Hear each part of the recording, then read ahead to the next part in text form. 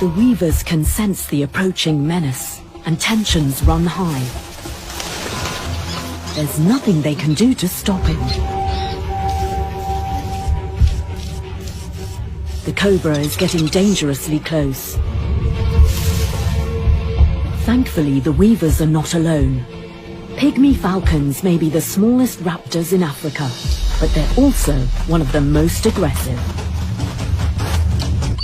Their first offensive involves screaming to intimidate the snake.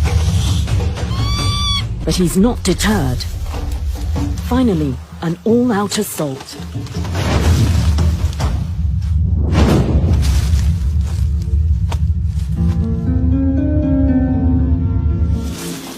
That's quite enough for the cobra. The reason why the pygmy falcons are so defensive of the weaver nest is because they too are raising their family here, right in the middle of the colony. It's not easy for the sociable weavers to accept this forced cohabitation, as the falcons will occasionally eat a chick.